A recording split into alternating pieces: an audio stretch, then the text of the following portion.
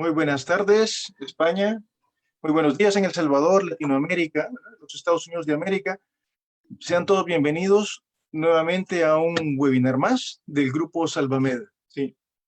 Hoy les quiero agradecer a todos ustedes que nos están viendo. Sí.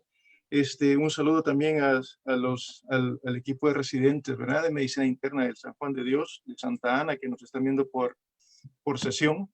Sí. Sean todos muy bienvenidos y gracias por estar con nosotros.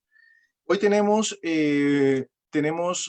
un tema muy interesante, ¿sí? Que es los principales cambios en las guías de resucitación y soporte vital en épocas de pandemia. Es un tema muy interesante y que tampoco está exento de polémica, ¿verdad? Nos acompañan hoy, pues, dos médicos,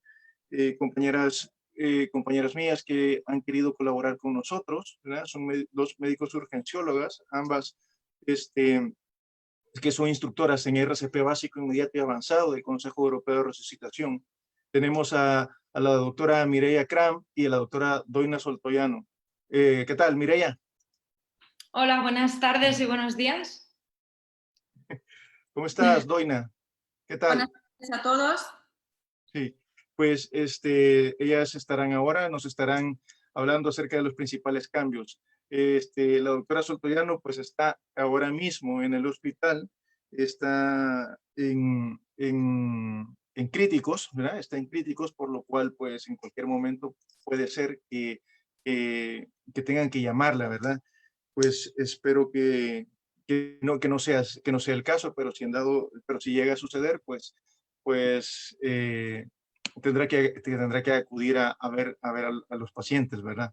Bueno, pues muy bien. Bueno, entonces dejo con ustedes a la doctora Mireia Kram. Mireia, cuando quieras. Bueno, pues buenas tardes, buenos días a todos. Como os acaba de comentar nuestro compañero Óscar, soy Mireia Kram, medio adjunto del Hospital Universitario Joan 23 de Tarragona, y junto con mi compañera Doina Soltoyano pues hemos querido hacer una revisión de las novedades que han ido saliendo en cuanto a las guías de RCP. Decimos revisión de las guías en general porque nosotros, por ejemplo, estamos muy acostumbrados a trabajar con la ARC. De hecho, como os ha comentado Óscar, somos instructoras y nos hemos formado con el sistema y las guías de la ERC, pero bueno, también hemos hecho una revisión de diferentes guías, tanto de la AJA, de la de UK y otras, al final decidiendo pues, quedarnos con lo más importante, y a lo largo de esta sesión vamos a hacer como un repaso, sobre todo centrándonos en las dos guías principales a nivel mundial, que son las de la AJA y para nosotros las de la ARC. Doina, no sé si quieres, por si acaso te tienes que ir, presentarte. Hola, yo me llamo Doina Soltoyano, soy médico en el servicio de urgencias del Hospital Joan 23 de Tarragona, soy compañera de Óscar y de Mireia, tal como os habíamos dicho antes, y somos instructoras en RCP y en la simulación. Nos hace una gran ilusión de participar en este webinar, es nuestra primera experiencia, entonces si hacemos algún error, pues iremos mejorando. Yo voy a hacer la parte de la presentación de las guías europeas. En algún momento, si tengo que desaparecer, lo siento mucho, pero fue el primer día que hemos podido hacer la presentación y coincide que es mi jornada laboral. Entonces Mireia se quedará a cargo de mi presentación también. Muy bien, pues bueno, empezamos un poquito con la revisión de los cambios y las novedades en plena pandemia de los tiempos, bueno, en tiempos de COVID, y vamos a ver qué cambios o qué recomendaciones hacen los de la AJA. Entonces, básicamente vais a ver que puede ser que repitamos lo mismo dicho de diferentes formas y igual priorizándolo de diferentes maneras, pero es que vais a ver que todas las guías hablan de lo mismo. Y todas están centradas sobre todo en proteger al profesional, proteger al resucitador y en caso de tratarse de personal sanitario, de proteger al profesional. Entonces, los principios para la resucitación de pacientes con sospecha y confirmación de COVID adultos, porque nosotros os vamos a hablar de pacientes adultos, en cuanto a la AJA, se centran sobre todo en reducir la exposición del proveedor a infectarse por COVID, a priorizar las estrategias de oxigenación y ventilación para que haya un menor riesgo de aerosolización, sobre todo centrándose mucho en los filtros antivirales. Y bueno, también se centra mucho en considerar la conveniencia de iniciar y continuar una reanimación. Y finalmente, un mensaje que justo los de la AJA hacen más hincapié y luego las otras guías no tanto, que es en seguir fomentando la reanimación cardiopulmonar y la desfibrilación en los transeúntes. Es decir, intentar fomentar la reanimación cardiopulmonar para todos los que sean capaces y estén dispuestos, porque vais a ver que se habla muchísimo de proteger al profesional y al reanimador, pero claro, no tenemos que olvidar el objetivo principal de una reanimación cardiopulmonar, que a medida que van pasando minutos va disminuyendo la supervivencia de la persona que tienes en parada. Entonces, la AJA, uno de sus objetivos principales de estas nuevas guías, están centrados en fomentar esta reanimación cardiopulmonar pues de la gente a pie. Sobre todo si es gente que está conviviendo en el mismo domicilio de la persona que ha sufrido esta parada cardiorrespiratoria. Pero bueno, vamos a empezar un poquito a concretar un poco más. Los principios generales de todas estas guías es que son estos tres que hemos dicho, ya vamos. En cuanto a reducir la exposición a COVID, justifican que es esencial que los proveedores de la RCP se protejan a sí mismos y sobre todo también a sus colegas de una exposición innecesaria. Llavors, bueno, ¿cómo proponen que se pueda hacer esto? Pues proponen que todos los rescatistas se tienen que poner un equipo de protección individual para protegerse tanto del contacto de las partículas suspendidas en el aire como de las gotitas que se transmiten al hacer compresiones.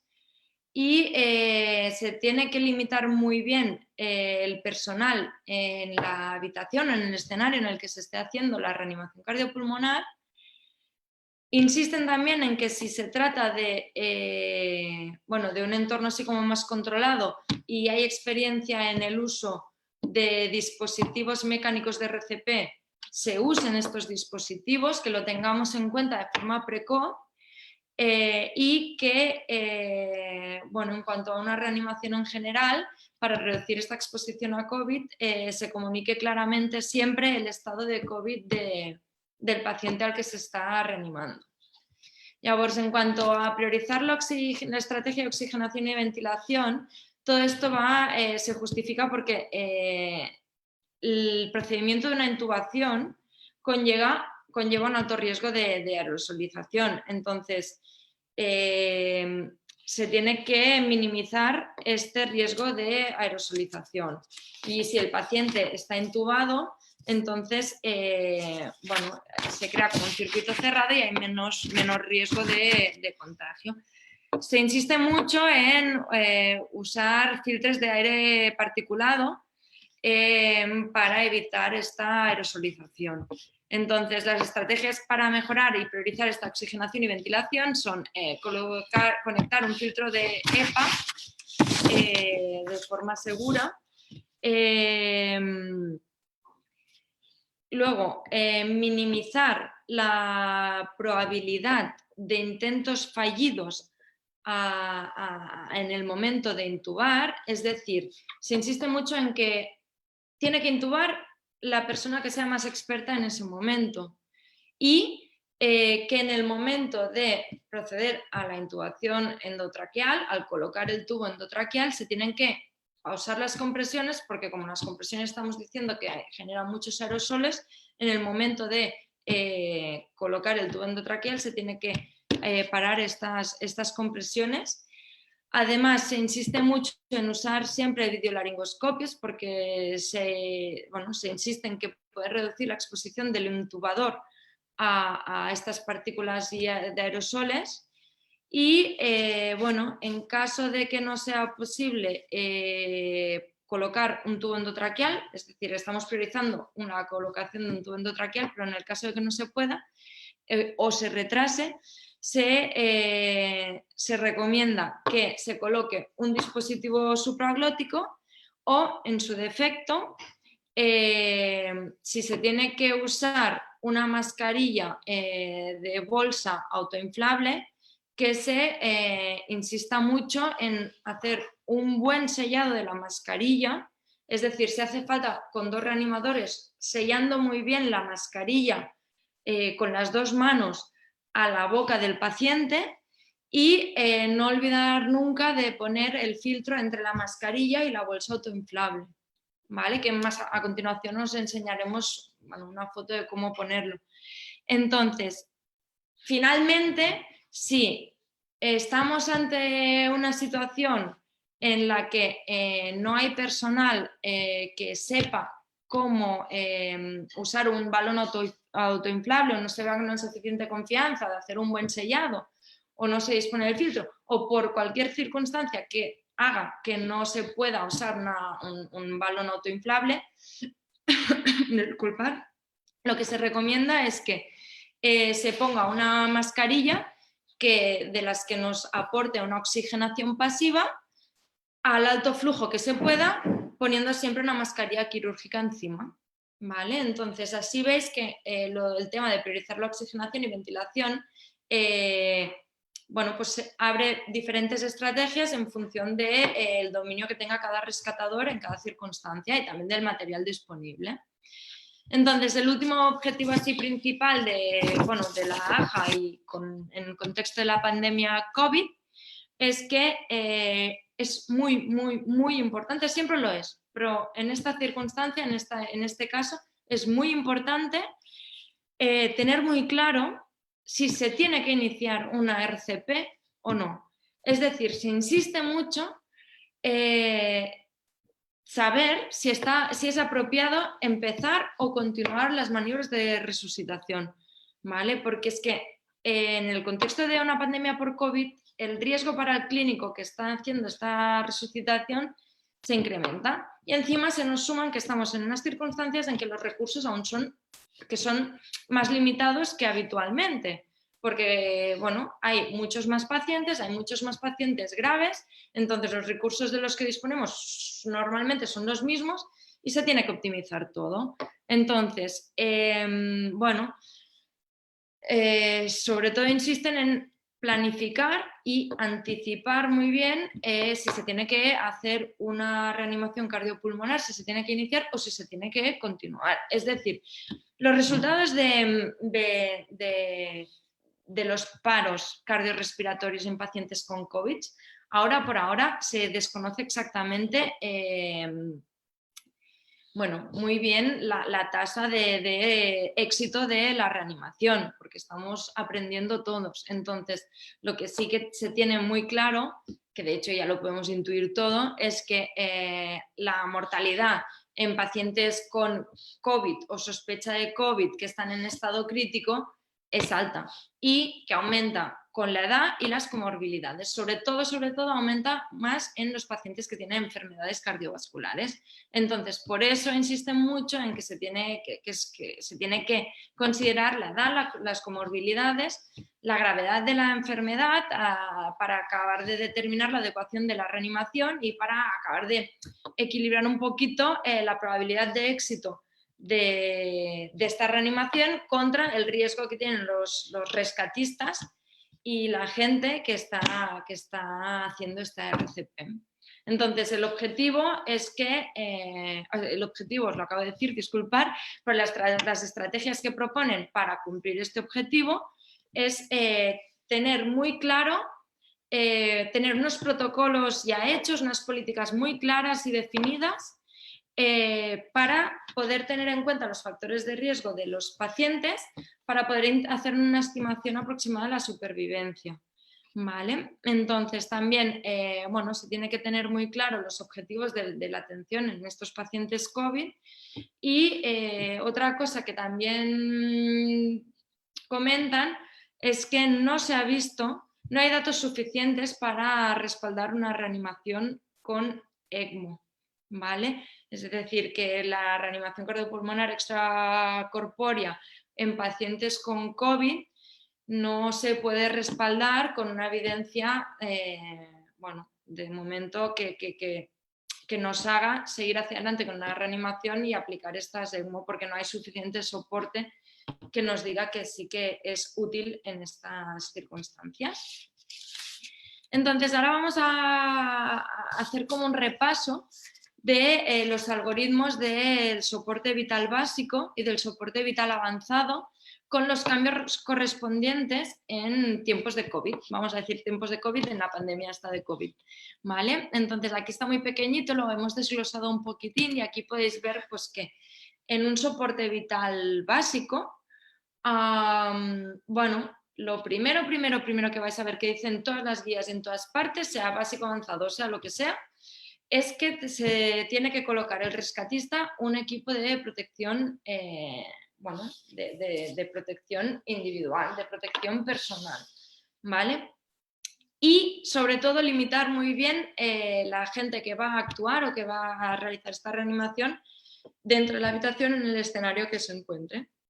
A continuación veis que lo que se tiene que mirar es si la víctima responde, se tiene que pedir ayuda, como siempre se ha hecho en un soporte vital básico, se tiene que activar los servicios de emergencias y, bueno, lo que cambia aquí, si os fijáis, es que normalmente siempre dicen que se tiene que hacer una maniobra de apertura de la vía aérea, que normalmente se tiene que hacer, pues, por ejemplo, la maniobra frente-mentón, ver, oír, sentir.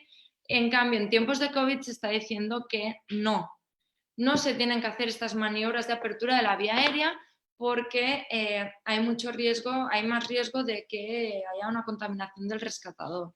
Entonces, lo que dicen aquí es que, bueno, que compruebes el pulso durante 10 segundos y bueno, que mires si está haciendo alguna respiración inefectiva o si está haciendo algún intento de respirar, pero insisten en que no se tienen que hacer maniobras de apertura de vía aérea. Entonces, bueno, en cuanto a qué hacer una vez se ha visto de que respira o no respira, pues si respira y tiene pulso, pues se hace lo de siempre. Si no respira bien y tiene pulso, aquí lo que se tiene que hacer es, pues, bueno, mejorar, si estamos hablando de un soporte vital básico a pie de calle, es un hands only, es decir, los rescatistas van a hacer pues lo que van, o sea, ya está, avisar y esperar a que llegue la ayuda, pero si nos estamos refiriendo a un sistema a un soporte vital básico un poquito más avanzado que dispone de mecanismos para poder mejorar la ventilación, pues usarán el balón, la máscara autoinflable, siempre teniendo en cuenta de que tienen que poner el filtro entre la mascarilla, hacer un buen sellado y el balón.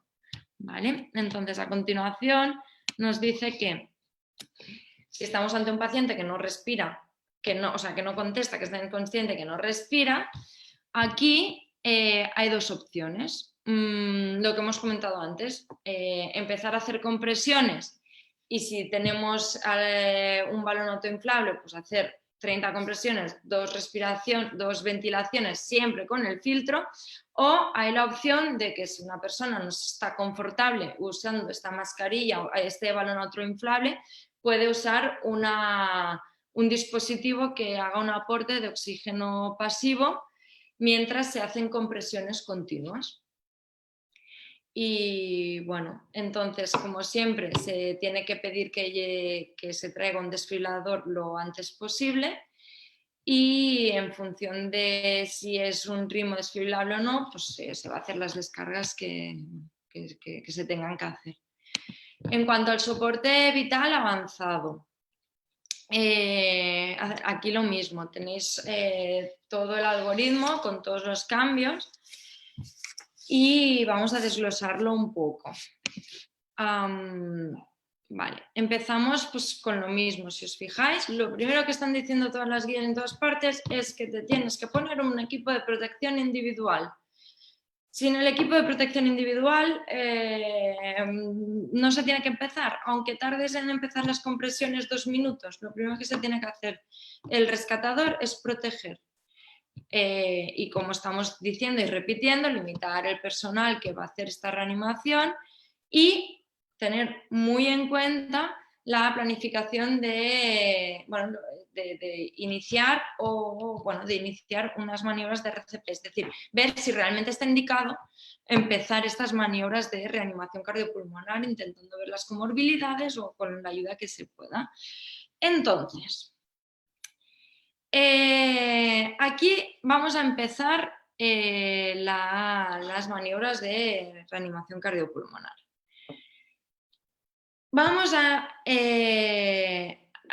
Hay como 3 pilares muy importantes, es decir, se tiene que empezar las maniobras de las compresiones, pero lo que se insiste es en que lo primero que se tiene que hacer es poner los parches del desfibrilador, ¿vale? Siempre hablando de parches, no hablamos de palas, porque los parches, una vez los pones, hacen que no te tengas que volver a acercar al paciente y minimizan el riesgo de contaminación. Y dicen que si tú pones los parches no hay riesgo de que te contamine por aerosoles.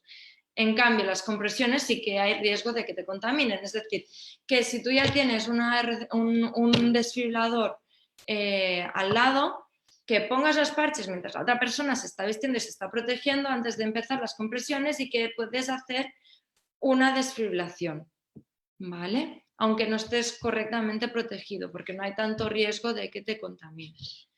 Entonces, bueno, aquí insisten mucho en lo que hemos comentado antes de preparar para intubar lo antes posible.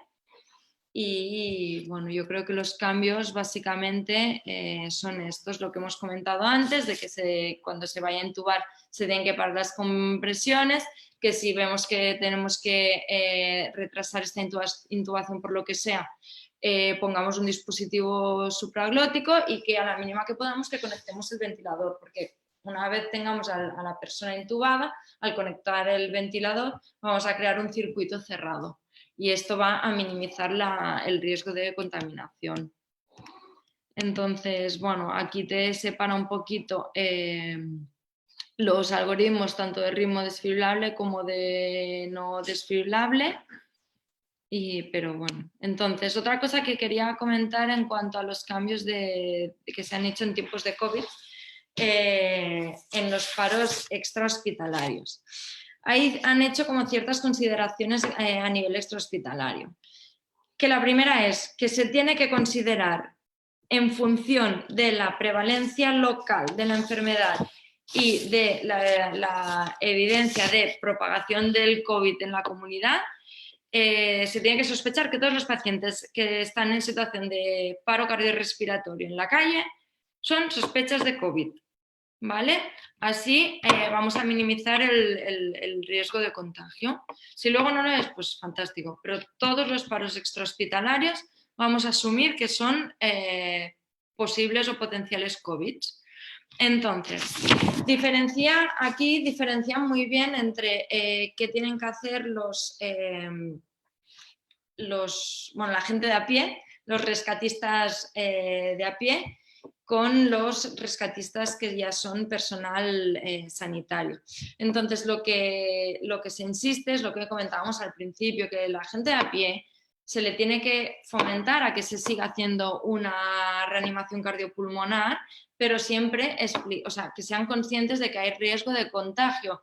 Y si una persona decide no iniciar maniobras de RCP porque tiene miedo o no se atreve o cree que no está indicado iniciarlas porque se puede contagiar, pues está en todo su derecho. Es decir, sí que se tiene que fomentar mucho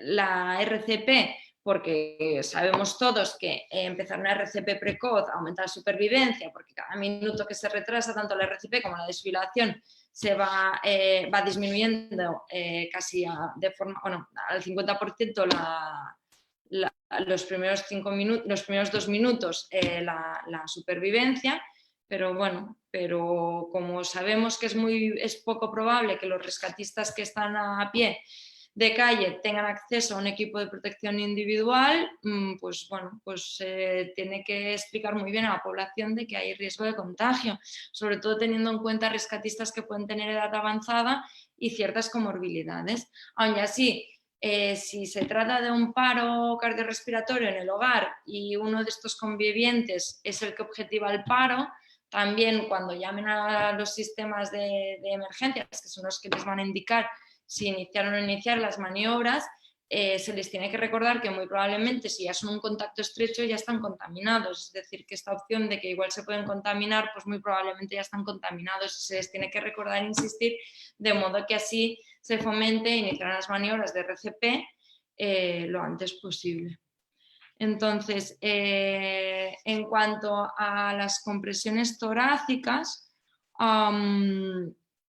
se les tiene que, bueno, se tiene que saber que se está recomendando que antes de empezar las compresiones torácicas se les coloque un trapo, una toalla, una camiseta o lo que sea que nos cubra la boca y la nariz, ¿vale? Para intentar minimizar el riesgo de dispersión de aerosoles al hacer las compresiones, porque tú cuando haces una compresión generas un volumen tidal mínimo que es muy mesurable, entonces esto es lo que hace que haya más riesgo de propagación de estos aerosoles. Y bueno, recordar siempre que en cuanto a los paros extrahospitalarios a pie de calle, se tiene que intentar conseguir siempre un desfibrilador precoz, porque como hemos dicho, la desfibrilación se ve que no genera tantos aerosoles, entonces no hay tanto riesgo de contaminación de los rescatistas. Entonces, en cuanto a los Emergency Medical Services, los servicios de emergencias, se tiene que tener muy claro que es muy importante que a nivel de las centrales de telecomunicaciones, bueno, para nosotros aquí es como la central del sistema de emergencias, que es donde llama todo el mundo y ellos son los que distribuyen, activan los recursos y orientan a la población y hacen, bueno, los que activan todo el proceso e inician incluso las indicaciones de realizar una RCP por teléfono. Pues es muy importante que a nivel bueno, de estas centrales tengan muy determinados los protocolos a seguir para poder ayudar o orientar al rescatista en cuanto a iniciar o no iniciar estas maniobras de reanimación. Y bueno, y luego otra cosa que se tiene que tener en cuenta es que en cuanto al transporte,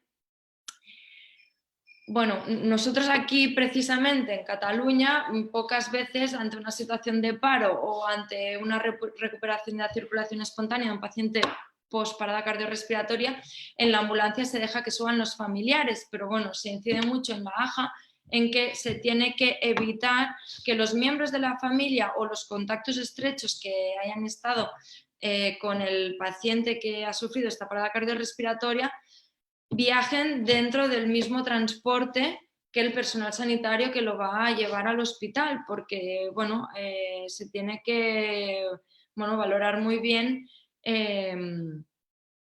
que pueden ser ya portadores pasivos. Entonces, bueno, otra cosa a tener en cuenta es eso, valorar el derivar y trasladar los pacientes al hospital, teniendo en cuenta también pues, las comorbilidades y enfermedades que tienen. Y ya finalmente, la otra puntualización que hacen de de cómo afrontar un paro cardiorrespiratorio es en el ambiente intrahospitalario. Entonces, aquí lo que está claro es que, a ver, si sabemos ya que el paciente es COVID negativo, vamos a hacerlo de toda la vida. Es decir, se tiene que hacer un soporte vital avanzado, como siempre, sin cambios. Entonces, como estamos diciendo, igualmente se tiene que limitar muy bien el personal que está dentro de la habitación y cerrar la puerta, ya no tanto sino porque esté contaminado el interior, sino porque aunque sea un COVID negativo, hay mucha gente y en época de pandemia pues se tiene que minimizar, evitar la contaminación del aire de los espacios adyacentes a toda esta situación. Entonces, es muy importante a nivel intrahospitalario planificar y anticiparse a un deterioro de los signos y síntomas de los pacientes. Es decir, tenemos que prever qué pacientes están potencialmente graves y que pueden acabar sufriendo una parada cardiorrespiratoria. Se tienen que controlar muy de cerca los signos y síntomas de deterioro clínico para minimizar la necesidad de intubaciones emergentes. E incluso si se está viendo que hay la posibilidad de que un paciente se deteriore, se recomienda que este paciente se traslade a una unidad de presión negativa para evitar el contagio de todos estos aerosoles que estamos diciendo. Entonces, otra cosa bastante importante es que si sucede un paro cardiorrespiratorio en un paciente que ya está intubado, lo primero que dice es que, lo primero que se hace normalmente es desconectar el circuito, empezar a hacer una ventilación con el balón y no, en tiempos de COVID no vamos a desconectar el circuito, vamos a dejar el circuito cerrado y vamos a dejar la ventilación mecánica invasiva. ¿Cómo? Bueno, pues lo que vamos a hacer vamos a subir la FiO2 a 1, vamos a poner una frecuencia respiratoria de unas 10 respiraciones por minuto, vamos a cambiar el modo a un control por presión y vamos a apagar el trigger para evitar que el ventilador se vaya como activando automáticamente. Vamos a ajustar el nivel de presión positiva, vamos a ajustar, por supuesto, las alarmas, vamos a prever muy bien y prevenir una extubación no planificada, porque esto nos va a complicar el tema totalmente. Y dice que en el caso de que se recupere la circulación espontánea, pues vamos a volver a reajustar todos los parámetros y nos vamos a asegurar muy bien que la causa del paro en un paciente COVID, que suelen tener problemas respiratorios y problemas respiratorios graves, no sea por una complicación del respirador o del ventilador o por una complicación respiratoria.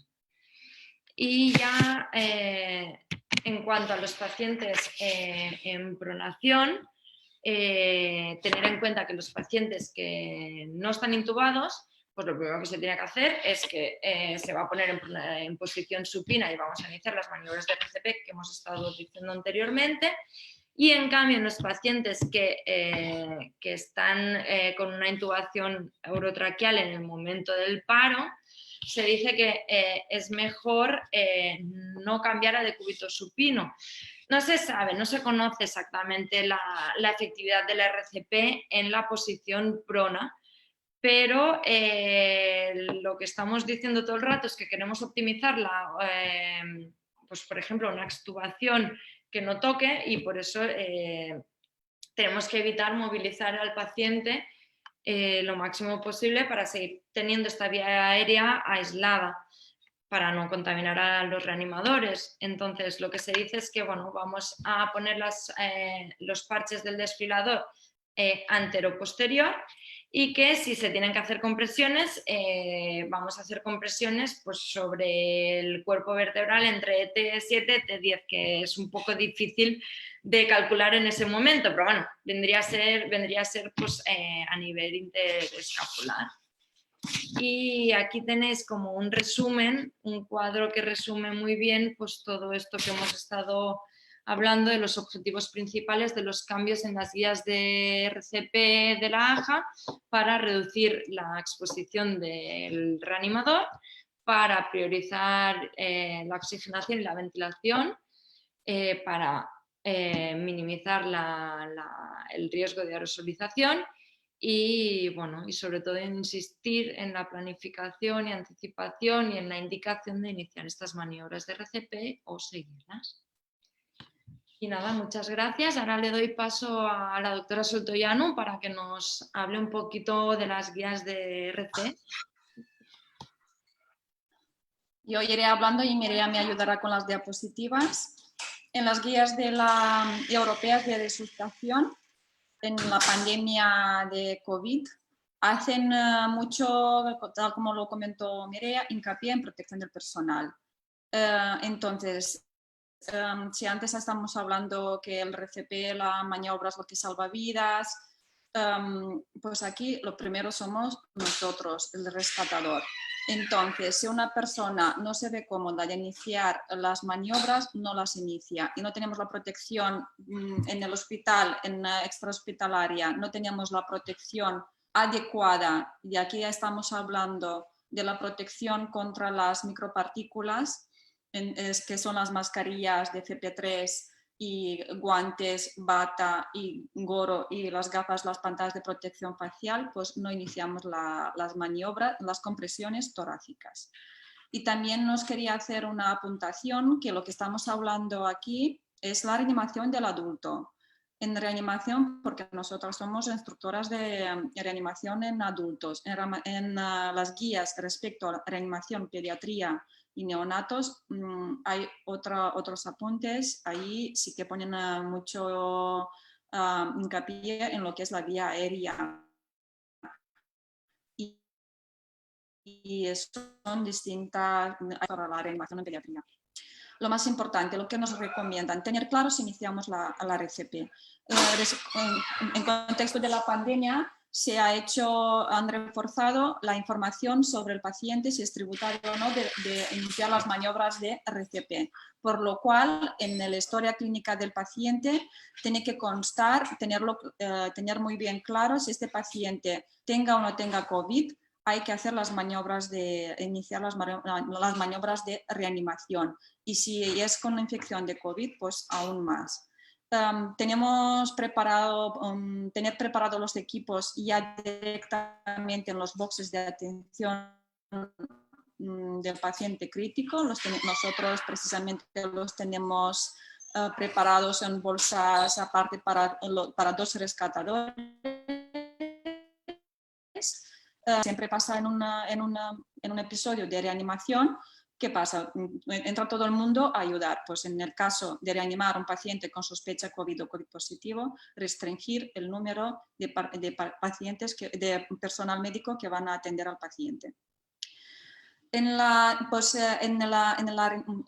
equipo de protección personal tenemos el equipo de protección por gota y por aire. Por gota, que si tú tienes que entrar a valorar el paciente, si tiene criterios, si está en parada cardiorrespiratoria y solo para colocar los parches, pues puedes entrar con una mascarilla FP2 y con guantes. Con esto ya tienes la protección suficiente. Pero si tienes que iniciar para hacer maniobras de compresión torácica, pues entonces necesitas un equipo de protección personal con precaución en el aire, que es la mascarilla FP3, las gafas y la pantalla completa, guantes y la bata con la manga larga. La siguiente. Os voy a hacer unas pinceladas en la reanimación básica, pero en un centro hospitalario o una atención primaria. Estamos delante de un paciente que nosotros lo vemos a la distancia, que no responde, le estamos llamando la atención, no contesta. Entonces, antes pedimos ayuda. Aquí os he puesto el algoritmo, lo que hacíamos antes y lo que estamos haciendo ahora. Pedimos ayuda. Tras pedir ayuda nos acercamos, pero nos ponemos la protección inicial, guantes y mascarilla FP2 o mascarilla quirúrgica. No abrimos la vía aérea. Lo que antes hacíamos, las maniobras de frente-mentón, nos acercamos el oído, miramos el tórax, ahora no se hace. lo damos a un paciente que no responde, tomamos pulso, no tiene pulso, lo damos por parada cardiorrespiratoria. Y si tenemos que empezar las maniobras de compresión torácica, salimos, nos colocamos el equipo o viene la persona que tiene el equipo colocado y iniciamos compresiones torácicas continuas. No se paran a hacer el ritmo de 32. Una vez tenemos a alguien que nos puede aislar la vía aérea con un ambú, con la mascarilla y el balón autohinchable o incluso aislar la vía aérea con intubación, pues empezaremos con el ritmo 32, pero hasta que no tengamos la vía aérea aislada, seguimos con compresiones torácicas seguidas. Si el paciente en el momento cuando se para está en el box y lleva una mascarilla de alto flujo, una mascarilla con reservorio o un Ventimask, lo que tenemos que hacer es subir el FiO2 a 15 litros, a FiO2 máximo, y dejamos la mascarilla puesta, no se toca la vía aérea. Antes se decían que la intubación hay que hacer precoz, porque lo que salva vidas es las compresiones torácicas. Ahora sí que se hace hincapié que venga alguien experto para aislar la vía aérea lo antes posible. Una vez teníamos la vía aérea aislada con el ambú o con las mascarillas, los dispositivos supraglóticos, pues ya podemos seguir con el ritmo 32. Y en el hospital, en el box crítico, si tenemos que atender tenemos que hacer el soporte vital avanzado. Lo mismo, paciente que no responde, a bajo nivel de conciencia, lo llamamos por el nombre, no te responde, no tiene pulso, no se abre la vía aérea. Ya puedes confirmar que está en parada cardiorrespiratoria. La persona que está en el box, sea la enfermera o el auxiliar que está en el box y tiene la protección mínima, ya nos tiene que colocar los parches para valorar de monitorización y para desfibrilar. Una vez conectados los parches y valoramos el ritmo, si es ritmo desfibrilable, le puede aplicar una descarga. Y antes, ¿qué hacíamos? Sin valorar pulso, procedíamos a las compresiones torácicas. Ahora, ¿qué hacemos? Una vez hemos administrado la descarga, valoramos pulso. Si se puede, si tiene un pulso, un ritmo desfibrilable, aplicamos otra descarga. Si es un ritmo no desfibrilable, tenemos que iniciar con compresiones. Pues mientras tanto, el equipo que se coloca, el equipo de protección personal, entra en el box y aplica e inicia con las compresiones torácicas seguidas hasta que tenga la vía aérea aislada. Aquí voy a hacer una pincelada que ahora, tanto en nuestro servicio como en las guías, recomiendan colocar los dispositivos de compresión torácica mecánicos, ¿no? Lo que le decíamos aquí a Lucas, o las bandas de compresiones light band, porque minimizas el riesgo de a horas un reanimador, ¿no? Aplicas compresiones torácicas seguidas de calidad y evitas el riesgo de contagiar a una persona. Una vez que estamos con el ritmo 30 de compresiones torácicas, si tenemos que aislar la vía aérea, viene la persona experta.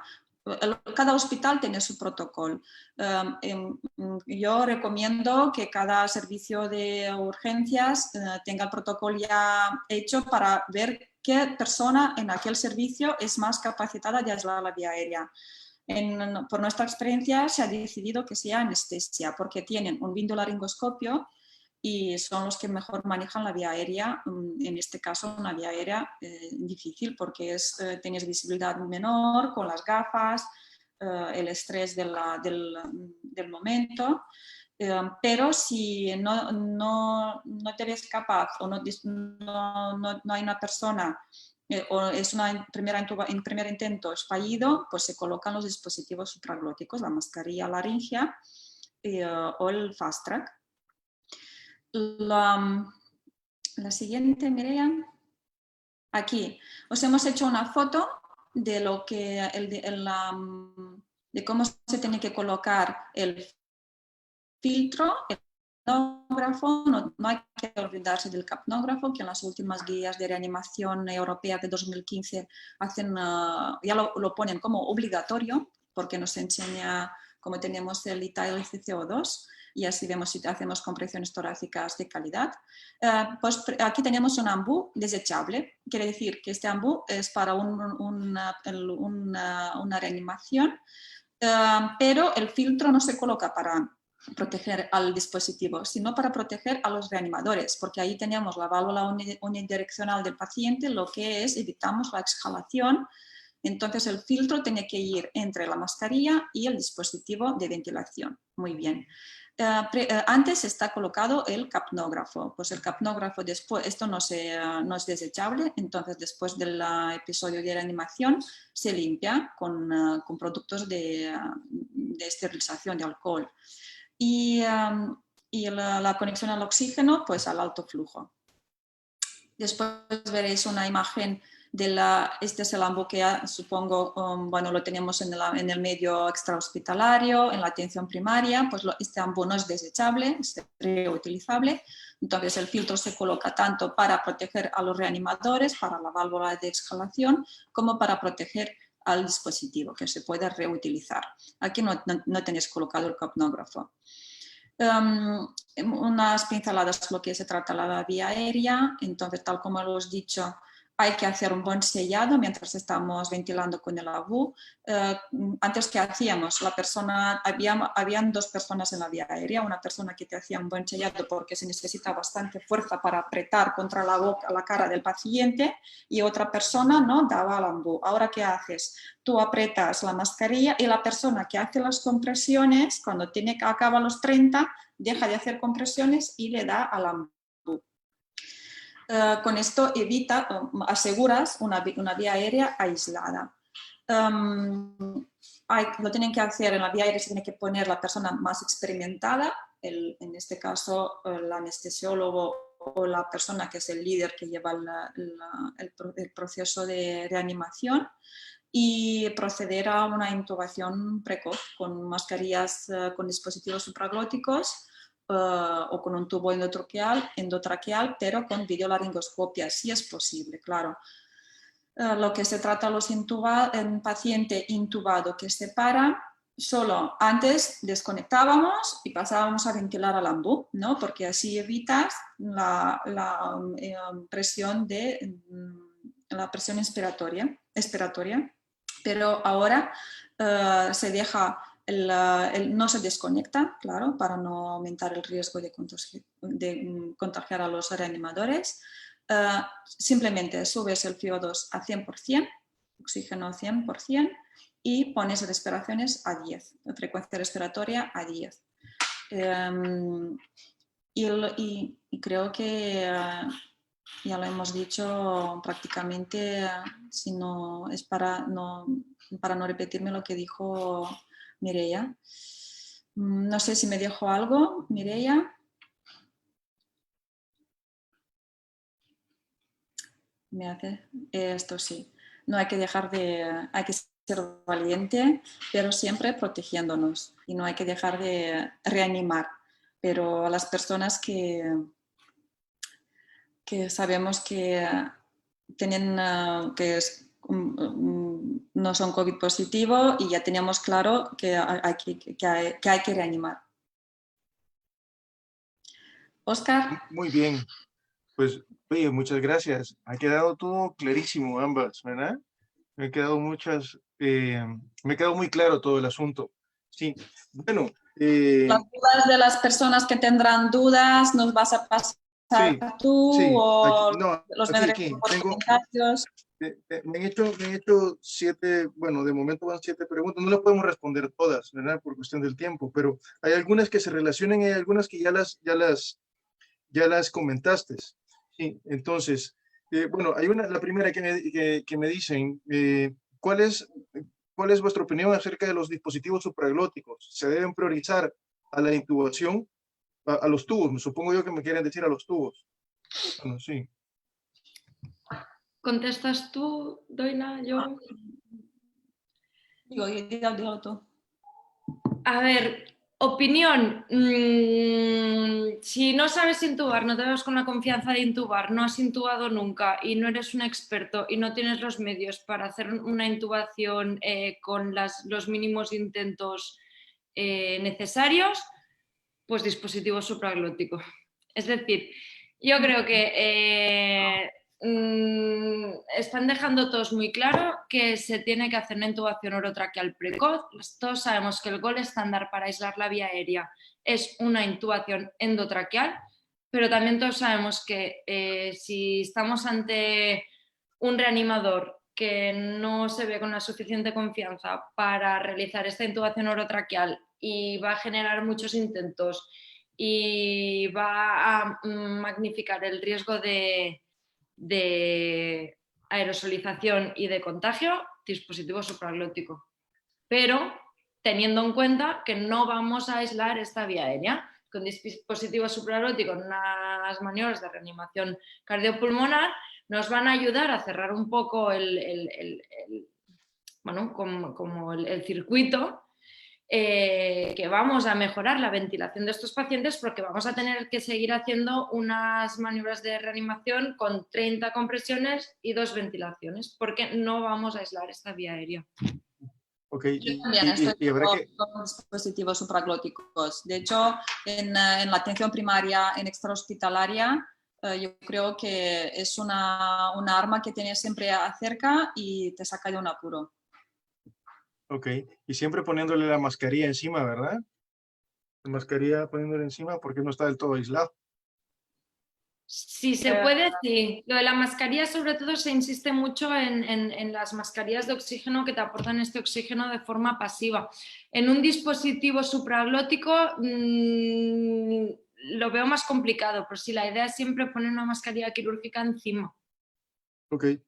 Me preguntan también, ¿el uso de dispositivos mecánicos en la RCP como el Lucas es más conveniente a las maniobras individuales? Bueno, lo respondiste a esto, sí. Yo, a ver, el Lucas, dispositivo mecánico, aquí es un arma de doble filo. ¿Por qué? Porque implica que tú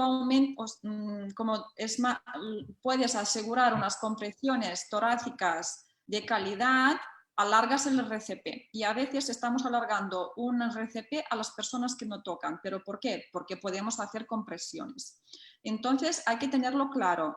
Para empezar, que si tú colocas el Lucas no quiere decir que vas a hacer un RCP, no tiene que depender de tener Lucas o no el tiempo de hacer una RCP. Ya sabemos que un RCP se finaliza cuando hay un agotamiento del equipo, cuando pasan los 30 minutos, cuando ya hay signos claros que esta persona no la vas a reanimar. Entonces, si tú ya haciendo con Lucas o no, tienes que parar cuando toca. Teniendo Lucas no te tiene que implicar alargar una RCP. Solo quiero decir esto.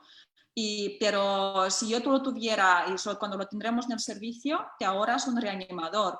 Un reanimador que son ahora, claro, siempre somos importantes, pero ahora uno más. Muy bien. Sí, yo estoy totalmente de acuerdo porque, disculpa, te ahorras uno más porque tenemos que tener en cuenta que cada 2 minutos se aconseja cambiar el reanimador y son muchas manos y es que te quedas exhausto. Entonces, bueno, también teniendo en cuenta que lo que dice Doina, que alargas la RCP y no tenemos que olvidar que tampoco se ha visto ni se ha demostrado que aumente la supervivencia un compresor mecánico. Yo lo veo muy claro en las personas cuando se trata de un paciente coronario, que lo tienes que trasladar a la unidad coronaria. Y entonces, claro, le pones el Lucas por el traslado y es un paciente sospechoso de COVID. Claro, ahora todo el paciente en la calle es sospechoso de COVID. No puedes asegurar que no tenga COVID, pero teniendo otra causa que le ha provocado el paro, que es un síndrome coronario agudo, pues claro, aquí el Lucas, bienvenido, porque te puedes trasladarlo y lo puedes subir a la unidad coronaria. Y aquí, claro, aquí que hay que alargar el RCP porque es una causa, tienes una causa y que resolviéndola lo reanimas. Muy bien. Aquí hay una pregunta, hay un par de preguntas que yo creo que se pueden englobar en una sola. Dice, si un paciente está en tratamiento con hidroxicloroquina y acitromicina, se puede usar la amiodarona. Y lo mismo me preguntan, pero con respecto al sulfato de magnesio. ¿Voy? Las guías no concretan ningún cambio en cuanto a medicación. De hecho, aún se ve la presentación, ¿sí, no? Sí, Sí. Vale. Pues vuelvo al algoritmo, por ejemplo, del soporte vital avanzado de la AJA, que a ver si os lo puedo hacer un poquitín más grande, pero no sé si veis que por aquí abajo va asomando que el drug therapy no hay cambios. Es decir, ante un paro cardiorrespiratorio, ante una situación de parada cardiorrespiratoria, ni la RC ni la AJA ha comentado ningún cambio en cuanto a administrar fármacos. Es decir, las recomendaciones siguen siendo las mismas. Ritmo desfibrilable, se administra la amiodarona cuando toca y se repite. Mireia, perdona, supongo que la idea de la pregunta es porque aumentan el QT, Ya. ¿no? Efectivamente. Ya. Sí. Yo creo que el paciente, sospechamos que puede ser por QT largo y ha hecho una FV, ¿no? Pues estamos delante de un paro. Yo haría el tratamiento con la medicación, pero teniendo en cuenta la causa que le ha producido la parada. Pero no creo que me implicaría de no administrarlo. No sé si la pregunta es esta de administrar o no amiodarona sabiendo Sí, que... yo me imagino que va por aquí, por lo del QT, pero bueno, pero igualmente... Efectivamente, yo creo que por no ahí... Podríamos mirarlo. La verdad es que es una duda y aún, por suerte, no nos hemos encontrado con un caso real. Se podría mirar y revisar precisamente esto, pero la verdad es que no me conste de los compañeros de la UCI o de anestesia que han tenido pacientes intubados con QT largo. Esto sí, han cambiado el tratamiento en un paciente con QT que por medicación pues se le ha retirado la medicación, pero en caso de parada por QT no creo que fue no administrar amiodarona por este motivo. No me suena. Claro. ¿Vale? No hay ningún cambio. No hay ningún cambio, claro, las guías no lo contemplan. Pues muy bien, pues yo creo que ya está.